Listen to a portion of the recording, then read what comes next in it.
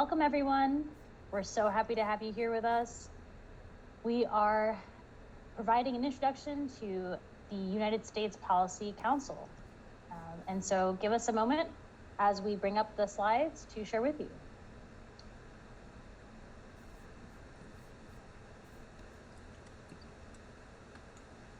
So you'll find them in the chat, and we're going to figure out a way of also sharing them here on the screen. Give us 1 second. I need someone to make me a host, or I need a host to do it. Apologies. I just made you a host. Awesome. Thanks.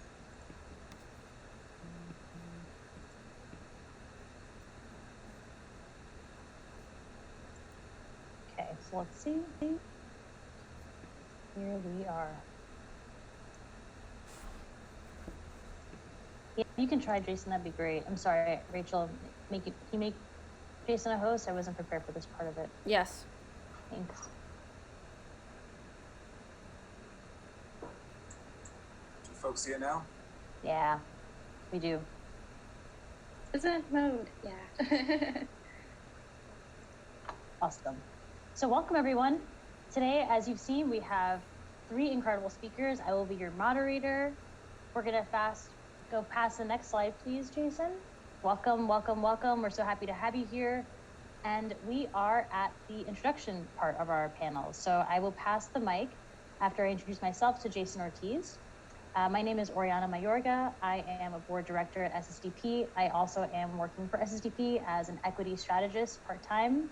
I joined SSDP in 2013, and I am really proud to be part of the US Policy Council. I happen to be the co-chair of the Psychedelic Policy Reform Group with Josh, and I will pass the mic to Jason. Hello everyone, my name is Jason Ortiz. I'm the newly hired executive director of SSDP. I'm going to go into my longer personal story in a little bit later in this presentation, but just quickly, I'm in Hartford, Connecticut. I also spent my time in Puerto Rico, and I was somebody who was arrested when I was in high school for simple possession. But now I sit on the Policy Council, and I've worked on lots of different types of policies, including cannabis equity over the last few years, working as president of the Minority Cannabis Business Association. And I'll kick it over to Rob. All right, hey everyone, this is Rob Hoffman. I've met a lot of you, but good to meet the rest of you again. I am the U.S. Outreach and Policy Coordinator for SSDP, so I work with about 70% of our U.S. chapters. I'm helping them coordinate whatever activity they're trying to do, table recruit, etc. And here, a bit more relevant, I also co-run the U.S. Policy Council. So you're going to hear a bit about what we do in that in a second, but I love being here, love being on staff. So we can just pass it over to Sarah. I've been a team member since January as the U.S. Federal Policy Liaison, but I've been a part of the Policy Council since November. Lots of love here for it, so I'm really excited to talk to you guys here today. I started in SSDP back in 2018, part of the Oakland Community College chapter, and well, I'm just excited to talk to you guys today, so that's all. Awesome. Thank you so much, everybody. And so we're going to move on to the next slide, which is going to give us a rundown of the agenda for today. Next slide, please. And so the agenda for today is as follows. Jason is going to explain why policy matters and what Policy Council is here for. We're going to then move to the fundamentals, the structures and the basics of the U.S. Policy Council. And then we'll transfer to the transformations in drug policy. We'll end with the vision, policy for us and by us, and then leave some time for question and answers.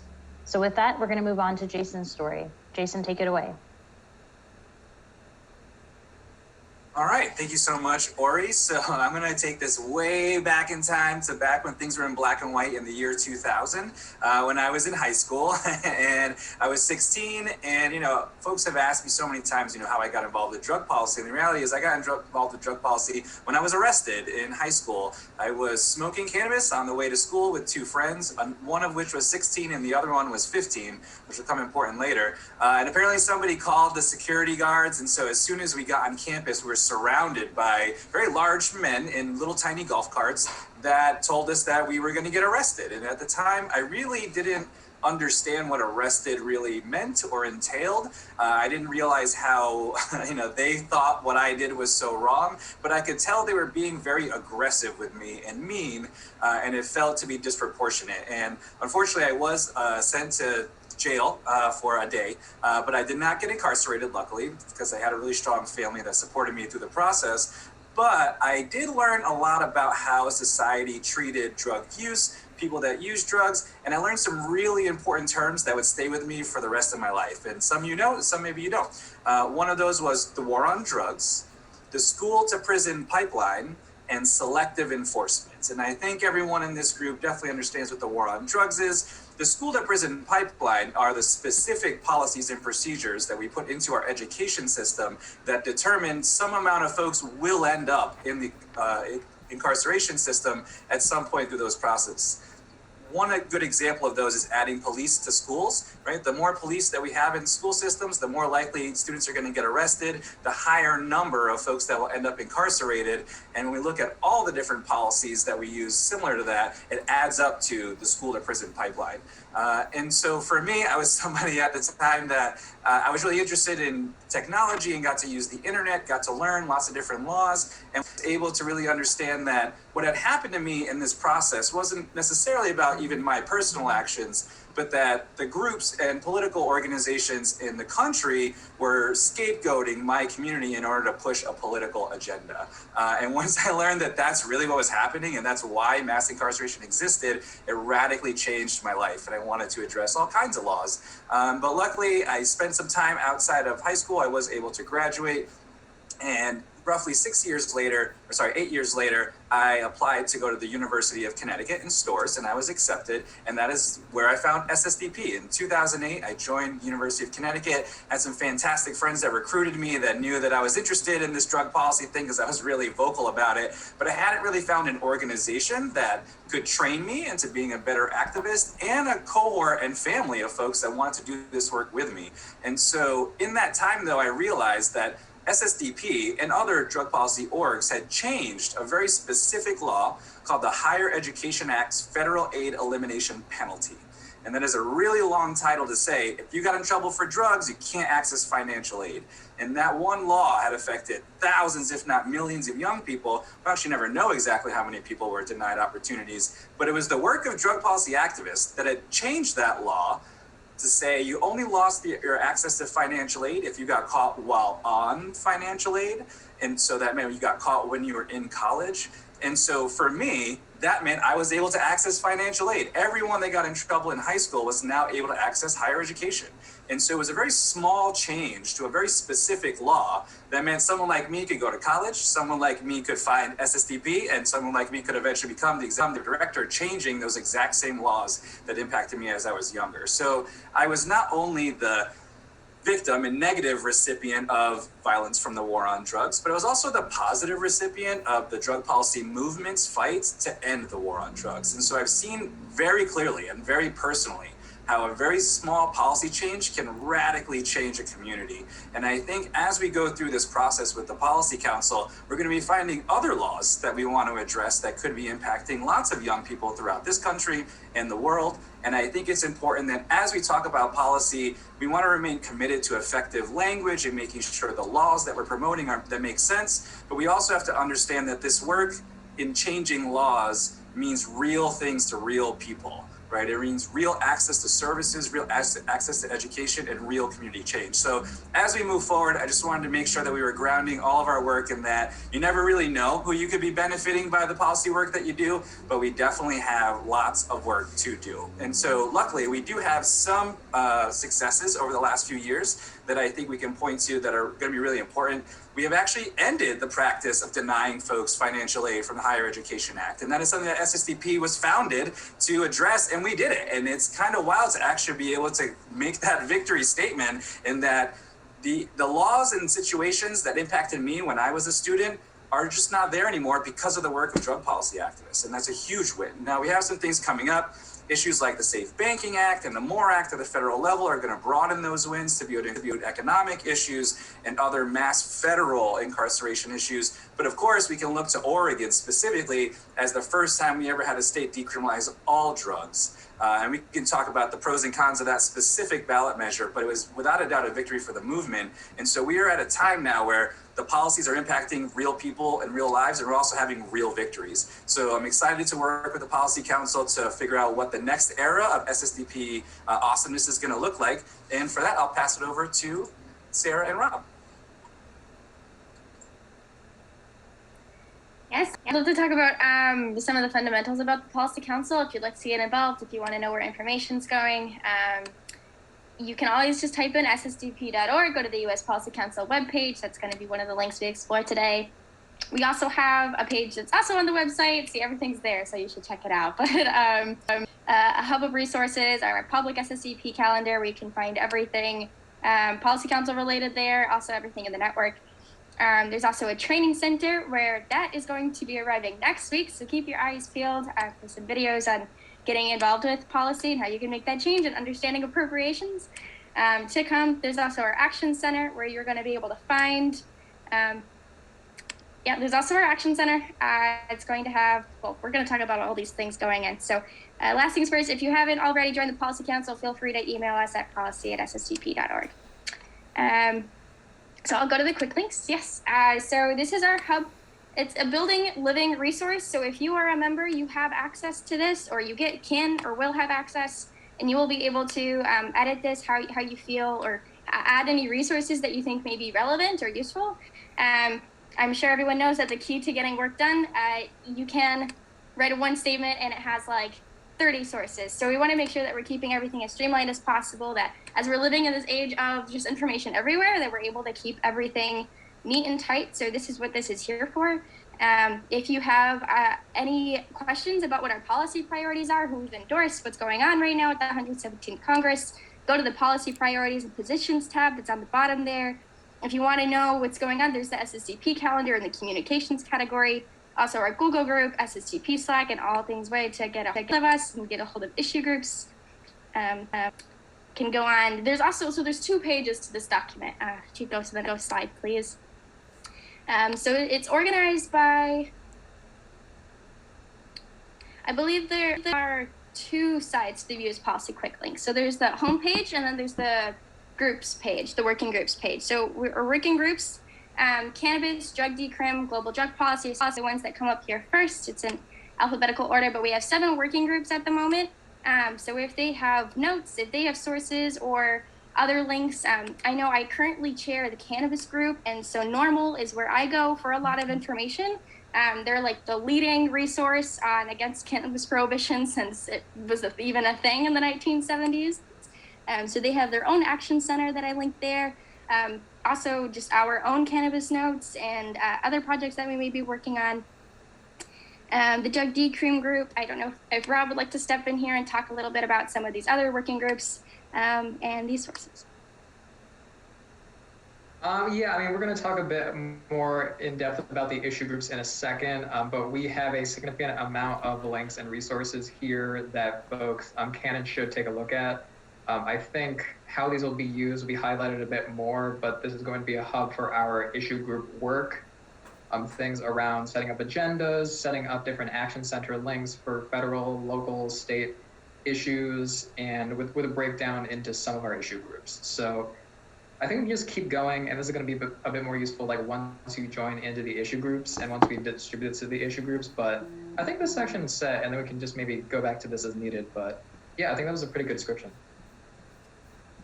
Yeah, so I love to get all specific about the quick links, but just briefly, this is the SSDP calendar. You can find this on the website just by typing in SSDP events, SSDP calendar. So look out for our second meetings Thursdays of the month. And yes, this is the first page of the U.S. Policy Council website. You can see immediately by clicking on those buttons. You can go to our action blog, which is where we write a little bit more in depth about some of the actions that you'd see on the Action Center, a little bit more resources there. Everything a little bit laid out if you have any questions about what may be on the Action Center. And then also just linked again, as it is several times, the Action Center, because it's that important that you get your voice out and that you talk to people. So it's linked however many times, but that means you should just click on it. There's also a US policy blog, so anything that may be action related, just go there to see what we're doing, what's up, any updates. Again, there's the calendar as always. Know when things are going on. You can also add the calendar to your own calendar so you can see when things are happening. And then our monthly roundup, which happens last Fridays of the month, so you can get a whole view at once of our most important highlights. That's just the second page of the website. So just to give you guys like another view of some of these things. Again, we're going to be talking about the issue groups, but if you are interested, you see their emails highlighted, you can contact them. Gives a better description of the technical team and the difference between those roles and being a member of the Policy Council. This is the Action Center. It does not currently look like this. Unfortunately, the Senate did pass class-wide scheduling of fentanyl analogs, which is something we were really fighting for not to happen, but that is something that you'll see those kind of actions here and again. So please check here often. Things turn around really, really fast. Believe it or not, it was just in the House last week and it's already passed the Senate. So there are other actions here. I know Jason talked a little bit about his policy in Connecticut. So if you want to act for it, feel free. There is an action there. I think it's only for Connecticuters, but come back. There's going to be one for tweeting. Yes. And so again, the training center is going to be announced next week, but this is just an outline of the 4 parts that are going to be a part of the original appropriations training series. So the first part, look out for Appropriations 101, why we should care about it. I promise you it's important to drug policy. And then our appropriations requests, and just because we're living in a time where marijuana legalization is just on the brink, we have an entire section dedicated to our requests related there. But look out for updates from us, and please consider being a part of these. And yes, appropriations, I know it's this fancy word we do explain in 101. It's literally just the process for Congress to delegate money for discretionary funds. So everything that's not mandatory, yes, it's money. So it's federal money for programs and we're trying to fight those. So like one of the things right now, by the way, this is on the Action Center. Actually, I need to make sure it's linked. I will link it.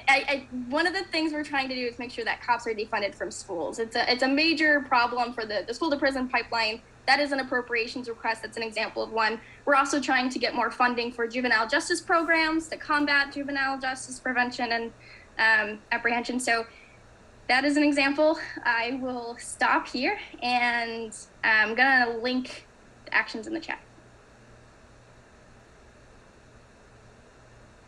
Awesome. Thank you so much, Sarah. So just moving on to the next slide. This is the best way to contact us is this email address right here. We're also accessible via Slack and a Google group. Again, if you're interested in joining the Google group, email us. That's the best way to get onto the group. And so as you all know, we have many chapters worldwide. I will let either Rob or Sarah speak more about this. Yeah, I mean, I think we can go to the next slide. This is just us showing the chapters worldwide. Okay, yeah, Sarah, do you want to cover the 2 groups? Okay, I'll do it. Okay, so this is a brief description of our current issue groups. So a lot of the work of the U.S. Policy Council happens in these specific working groups that are focused around a specific topic. These groups can be created or dissolved at will. So a lot of these groups were based on the general interest that people have had in the network for a while, and some since 1998. But things, for example, like cannabis policy, global drug policy, harm reduction, stuff we've been working on for a long time, as well as some newer stuff, like our work with the Scientific Research Group, Sentencing and Juvenile Justice Group, and Beyond Injustice Group with psychedelic policy reform. So you see the groups there. If you connect with us at policy@ssdp.org, we can talk a bit about, or we can tell you what the groups are doing and then also fit you into that work. All these groups have their own independent emails that they use to communicate. Some of the groups have Slack, like the Scientific Research Group. So yeah, And I think if folks have questions, Oriana, yeah? I was just going to add to it, Rob, just a quick thing. As someone who's part of this, policy group and who's newly joined the policy council, we meet once a month, right? And I think issue groups get to discern when they want to meet. But for example, the psychedelic policy reform group, we meet once a month. It's a chill call. It's no more than an hour. Every group, I think, has some freedom to decide how it wants to lead. So whether there's 2 co-chairs, whether there's just 1 co-chair, whether you want to, change up the representation. The purpose of these groups, my understanding, of being newly a part of it, is that we get to sit with our friends who have like-minded interests within SSDP, talk about policy that matters to us, and do the work, do what we can to sort of lead SSDP, right, as a whole in that direction. And so the psychedelic policy reform group has been, for example, really excitedly talking about, mixed feelings about this new drug that exists to apparently get people to stop having psychedelic experiences. And you would think, what's that? A benzo? No, there's actually an actual drug being developed, an actual specific drug to get people out of certain psychedelic experiences. And so that's, for example, the kind of thing that we're talking about in our group, right? How does that feel? Some of us are really excited about it. Others of us are dreading this thing, right? And depending on how it lands, and we break out and say, okay, well, let's take out this, let's do this kind of work around this problem or this project or this issue. So just bringing it back to the granular, it's both a hangout place, but it's also a place where the thoughts, the visioning happens for the rest of SSDP's work. I'll pass it back to you, Rob. Oh, yeah. I think that's a really good example. And I'll say something that the Sentencing and Juvenile Justice Group was working on. We just sort of revived that group. And right now we're working on a statement regarding the Supreme Court, making it easier for juveniles to be sentenced to life without parole, which is obviously completely terrible and abhorrent and something that we're trying to fight. So we have a series of actions around that. That's another example. So I think that's a good example. So we can just keep going on the slides and then maybe go back as needed. But I think that's great. And this part, again, it's US specific because it's the US Policy Council, but actually, can we go back? Cool.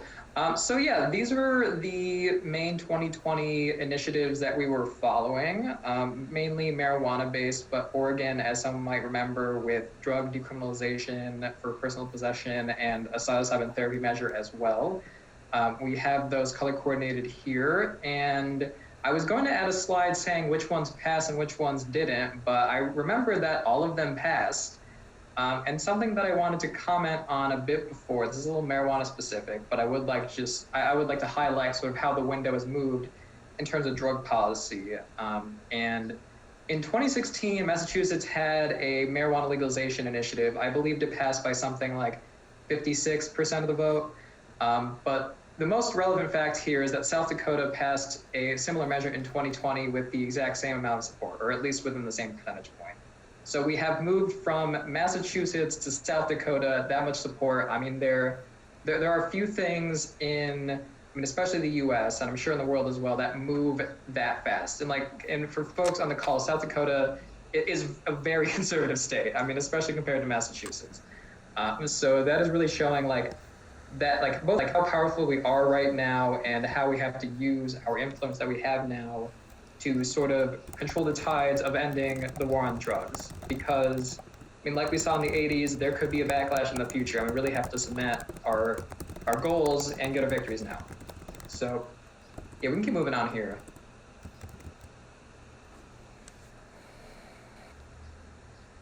Oh, actually, yeah, we can move back. Let's go to the times.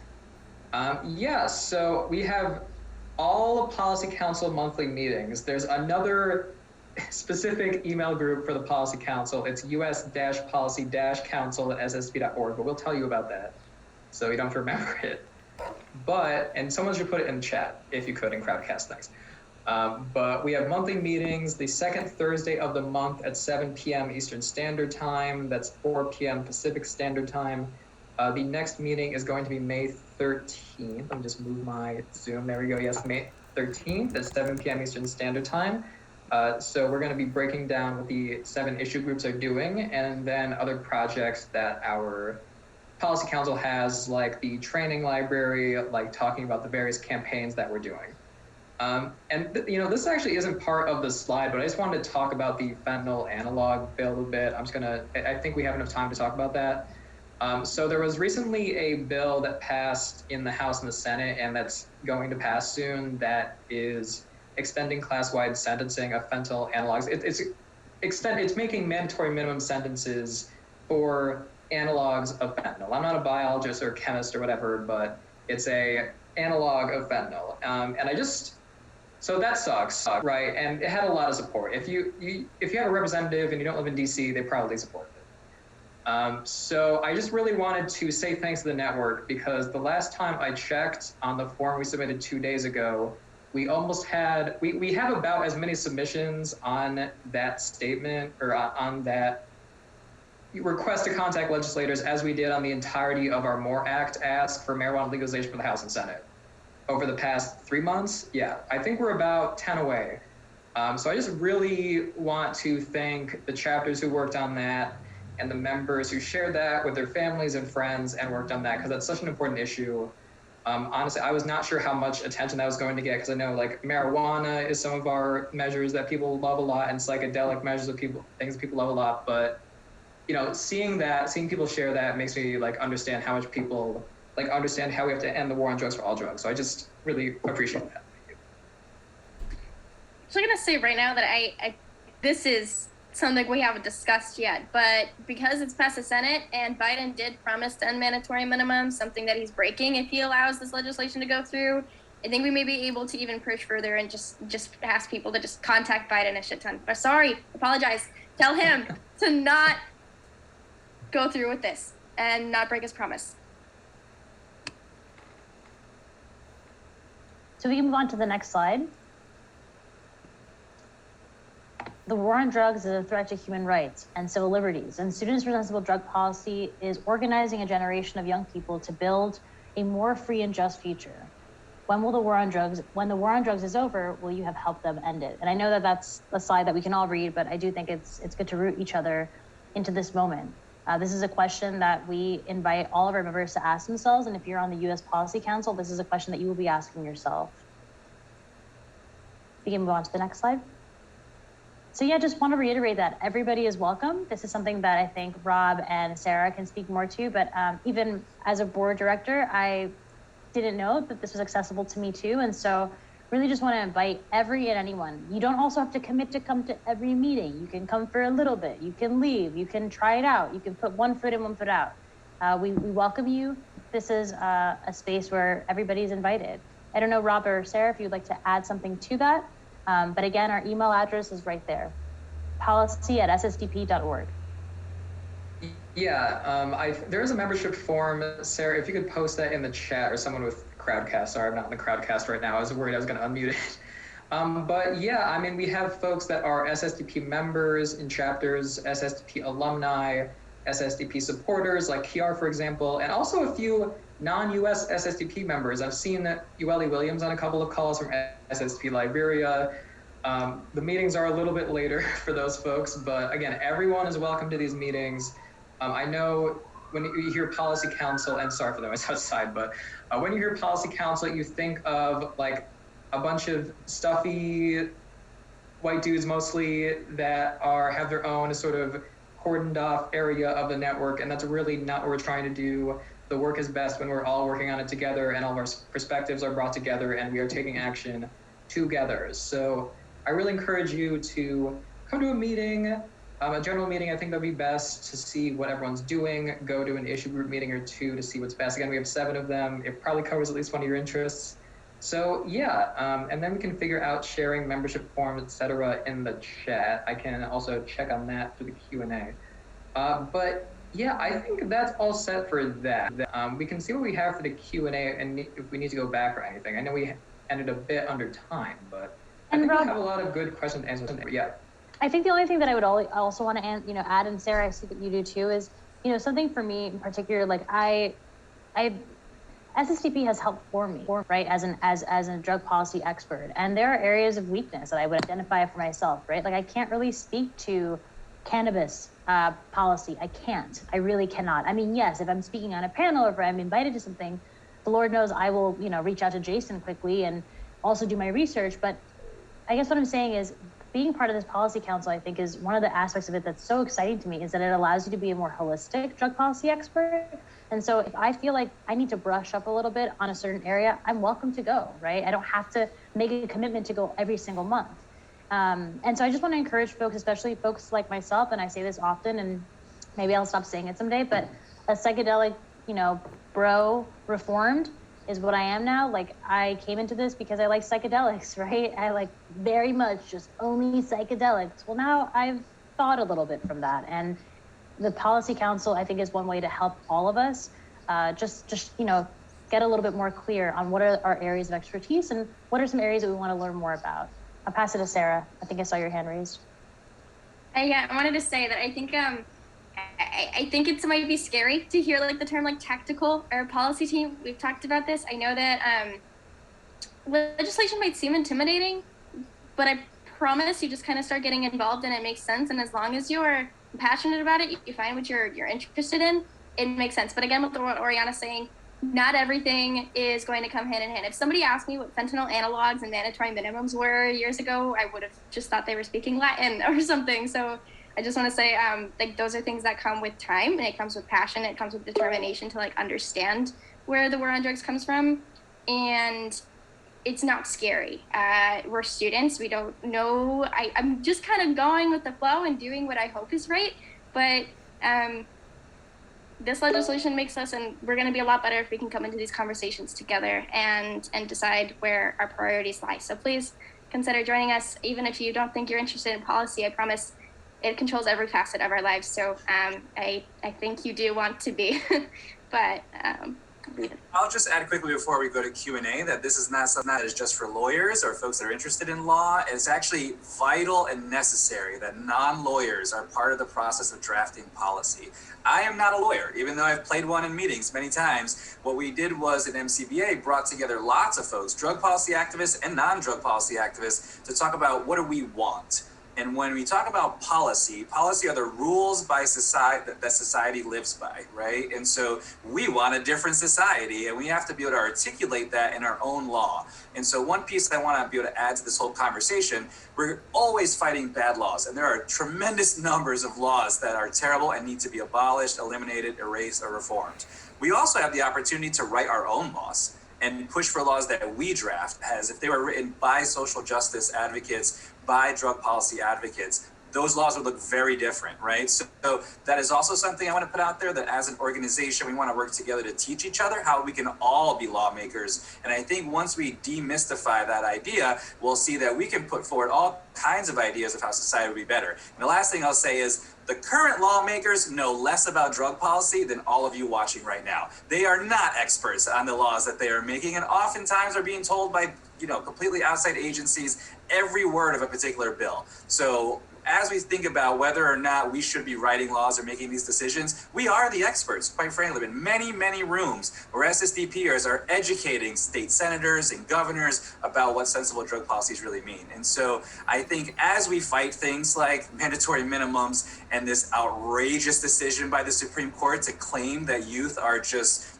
not worthy of rehabilitation at all, we also should be thinking about, as pointing back to the visioning workshop we did earlier today, how are we crafting laws that produce that vision right now? And that's something we can do everywhere in the United States and around the world. I want to add really last quick thing there. We want the U.S. Policy Council to be a force for change. We want to be a machine against all of these things that really matters to us. So again, that is where the idea for having the U.S. Policy Council quick links comes in. Add your resources. We're building a strong movement here we're all going to be on each other's backs. So if there is something that you need and you want to affect change, we are here to help develop those resources for you to do so. Thank you so much, Sarah. So we are going to move into our Q&A time. And I have 3 questions so far, so feel free to keep bringing them in. I'm going to start with the first one that we received from Bill. And it goes like this. So Rob, Jason, and Sarah, how do you think the development of the U.S. Policy Council will overall affect SSDP? We'll start with that one. I mean, I don't know if I should start, but I was going to say it's huge. It's huge. I'm so excited to be working on the Policy Council and to be developing things, because I'm hoping that they're going to last for a while. I know SSDP's been around, I think, as long as I've been alive, and and I know how far we've come with the resources that we have, and it gets easier as we have them. So I just want to make sure that we're paying attention to the calendar.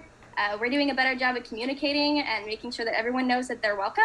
And it's going to affect SSDP in the way that we're the ones that are out there trying to figure out what policies that need to be changed or what we need to communicate to the network. It was the U.S. Policy Council that brought it to chapters to say, hey, we need to end mandatory minimums. This is what it is, and explaining those actions, so providing those resources for people to know what's going on policy-wise. Because again, it's not made easy, it's not made information, and a lot of politicians don't know what it is. So. Thank you, Sarah. What about yourself, Rob? Oh yeah, okay, yeah. I really hope that the U.S. Policy Council will lead our members and chapters to be able to learn how to affect more policy and then begin to affect policy more. I think there is an important aspect. I mean, I've talked to Jason and Luis about this a bit. There is, an importance to awareness and in some cases and talking about the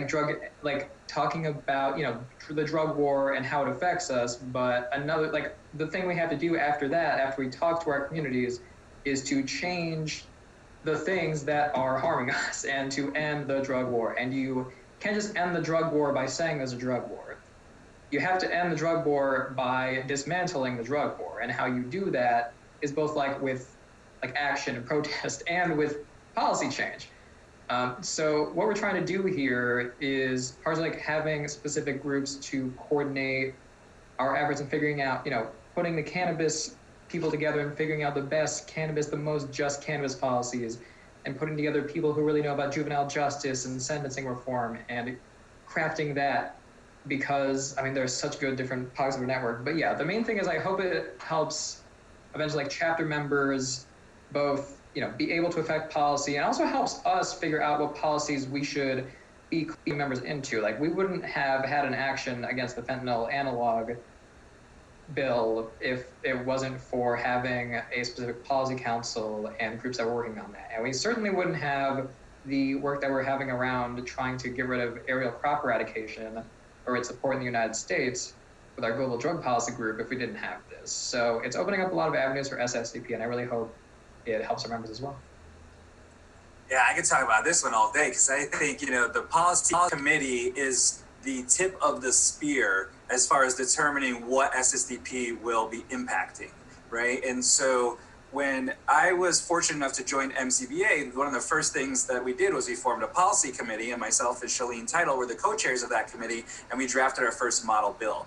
Having a piece of policy that you can share with everyone in the world to help them be more effective advocates radically changed our power. We quite literally became the candle in the dark that people could look to and say, oh, we should do it like that. We can follow them. They figured this out and they're pushing it forward.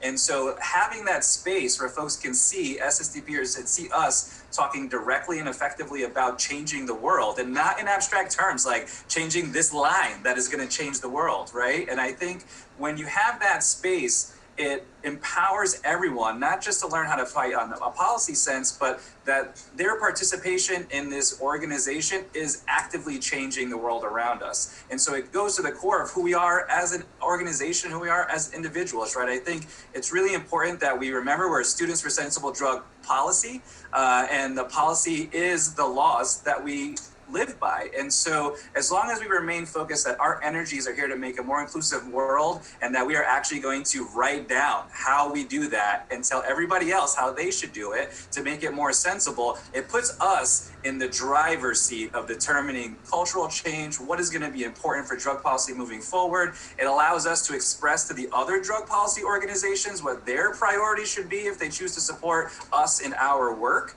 And when we're able to do that from a place of credibility, a place of inclusion, that we actually did generate this list of priorities from the students, we then get to push on the other drug policy organizations and say, either help us out on what we're doing or, show us something even better. But SSDP is leading the direction this way, and we want your help to go that way. When you do that, other orgs will support you. Other movements outside of the drug policy space will support us. The idea that we're going to tackle aerial fumigation of the rainforest is an incredibly amazing invite for the environmental orgs to join us in this struggle together. And so I think we can be not just impactful in making sure that the policies that we choose will change people's lives, but we can be very strategic in making sure that as we choose our goals moving forward as an organization, we're bringing more people to SSDP's fold, or bringing more power to the organization, and being able to tackle bigger and bigger issues. Because while we can maybe legalize cannabis in a state, ending the full war on drugs globally is going to take not just SSDP, but it's going to take a people-powered movement around the world. But we can be the candle that opens the door for other folks to say, that's how we do it. And I think that's the importance of a policy committee, is being that example. That was excellent, Jason. And I really love the cross movement work, right? I mean, we cannot do this in our silos. That's drenched in individualism, that's drenched in supremacy culture, that, you know, like we have to bring our folks in. So that's wonderful. We have time for 2 more questions, and we have one from Evan Hazlitt. Thank you so much. What skills, interests, knowledge, et cetera, are the most needed in the U.S. Policy Council right now? In other words, how can we help you?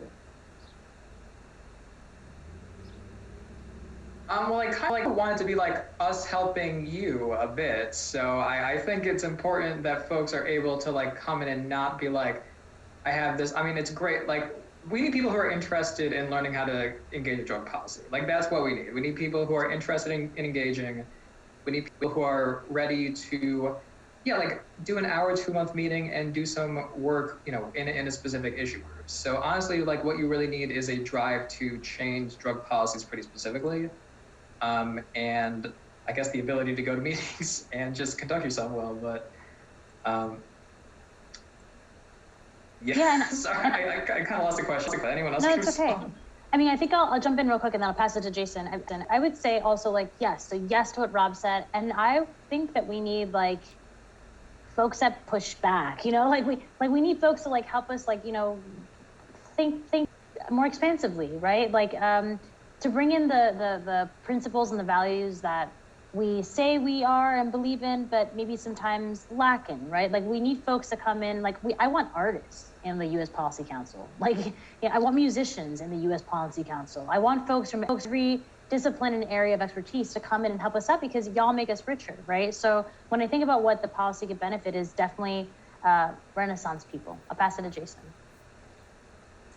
Communicators. So one of the jobs of the Policy Council is going to be explaining rather complicated policies to the general public and inviting them to take action on that. If you were to have a group of 12 lawyers try to design a social media campaign, it's not going to be an effective social media campaign, right? I love my lawyers, you know, we work together all the time, but that is not how we're going to get the broader public in. So I actually think we need folks that are not legally minded, but have other backgrounds in there to be able to pull us in. The other thing is, again, experts in all fields are needed for a particular policy, right? So for example, if we're talking about the research of cannabis and descheduling or rescheduling that conversation, we actually do want a medical marijuana researcher to be on the council to see if this change makes sense or not, right? If we're talking about cannabis economics, right? We need a business owner to check and see if licensing programs that we're supporting make sense or not. I'll give you an example in Connecticut, right? So in Connecticut, we did force the governor to put an equity program into his legalization bill, but the sneaky guy that he is, he undermined the entire program by adding a one-line clause in the definition of equity applicant that would have allowed for all the major corporations to apply as an equity applicant. And this term is affectionately known as the slave master's clause, but essentially, when we're talking about cannabis equity, people can enter and take advantage of programs if they have been arrested or incarcerated. And that's generally the definition. It can get a little bit bigger than that. But the governor of my state put "or," right, in this language. That one "or" radically changes the whole bill. Or a business that is managed by somebody who would be an equity applicant. So that meant that anyone that was just hiring an equity applicant or just hiring someone with a criminal justice background, criminal justice impacted background, could apply themselves and access all of that support funding. So you're a multi-billion-dollar corporation. If you hire Jason Ortiz to be your, general manager, you could access loan funding and support structures, right? It made no sense, especially since they could just fire me the day after. Now, if we change the "or" to "and," right, that one edit means now they have to be owned and operated by someone who is impacted. radically changes the whole program. Now it reduces the amount of outside influence any corporation can have in this process. So quite literally, the difference between an and or could radically change how an entire cannabis industry plays out. So I think it's important that folks that have certain expertise that may not be legal expertise, as in you can translate and write law, be there to review these things, because non-lawyers know the impact better than the lawyers will. And we need those voices there every step of the way. If we're talking about fentanyl analogs, right, we definitely need folks that understand the science behind that, helping us draft what that should be. And that's where, again, we have such a huge diversity of people. I want everybody that has any input on what the laws should be or how the world we're trying to create, give us that expertise. It doesn't have to be every week. It doesn't have to be every time. And also for folks that meetings can be difficult, policy change is actually one of those things that is asynchronous. We can have the conversation of how to edit policy, not literally simultaneously all in a meeting. It's actually much easier and better, honestly, if folks have a chance to look things up, include links. So this is something that can be done through, Google Docs and other types of collaborative ways that we can get together to build policy. So it's not something that is time specific, right? If you're wherever you are in the world, want to help us improve a particular policy, you can help us do that just by checking out the Google Doc and adding your thoughts.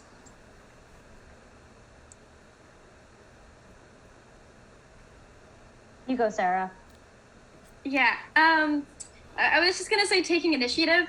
Again, I don't want anyone to feel like they have to know anything to join the policy council. You just start working and you start finding what interests you and you do what you can. So, but I want people to feel like they can schedule a meeting.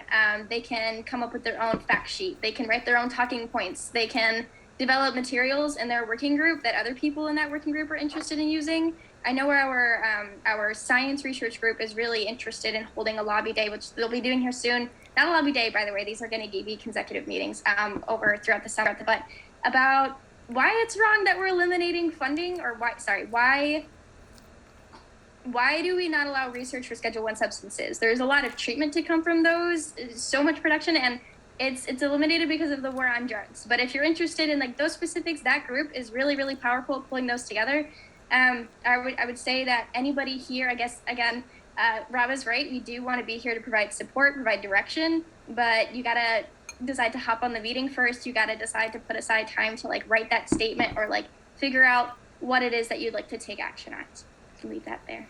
Yeah, Sarah, and I think I do want to circle back to what Jason said, right? Because I know for some folks, actually joining a meeting is a lot, or maybe not what they want to do. Maybe we're zoomed out, right? So we will take what you can give in the way that you can give it graciously. And yes, there is definitely a commitment that will be asked and invited interview after some point, but just try it out for a little bit. If it wasn't for the first time that I was like, oh, I didn't know I could be part of the U.S. Policy Council, I wouldn't be here with y'all today. So I know I did say we have one other question. Jason, maybe I'll let you close for us because we actually are getting close on time and we only had 2 questions. So I'll pass it to Jason. So quickly, I'll just say that the success in one particular local place does ripple out other places. And so the idea that maybe I live in a very progressive state, what can I do to push drug policy, right? We've seen, and we heard from Carol earlier, just how important those wins can be. As somebody that's in Connecticut, it's not a very progressive place. I pulled language from all of these other fights, and there are continually more and more battles that are pushing policy forward. And we're going to be also working with Kat Ebert of our board on a decrim all measure in Michigan. And so there are fantastic opportunities that wherever you are to be able to push the conversation forward, because you never know which state is going to be dealing with that next, whether we're going to address it at the federal level. And your example could become the model for the rest of the country. This is something I've definitely seen in cannabis happen a lot, and we build on each other's work as we move it forward, right? So no matter where you are, in a very progressive place or a very conservative place, please do figure out how you can push the bar in your local community, and then ask SSDP to leverage our national and international network in support of what you're doing locally. This is something that an international org is great for, right? If you're having a fight in your town, in your community, you need backup, we can be there to support you, and we can be there with the power of SSDP to be able to show that you, as a local SSDP, are not someone to be trifled with. So again, I just want to put that out there. It's not something that always has to be very big focus. We can talk about school policy, high school policies, university level, all the way up to, and we should address the president on his,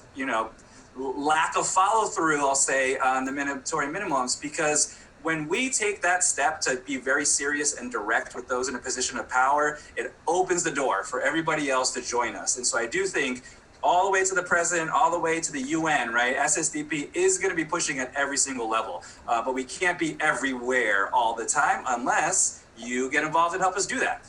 But we can punch above our weight everywhere we go. And I think that is definitely one of the powers of being in SSDP. Thank you so much, Jason. And thank you everybody for joining us today. For more information, please feel free to reach out to us. Slack, email, Facebook, we're here. Thank you again and have a wonderful day. Thank you, Ori. Thank you, everybody. Si se puede. Policy at ssdp.org. Thank you. Bye, y'all.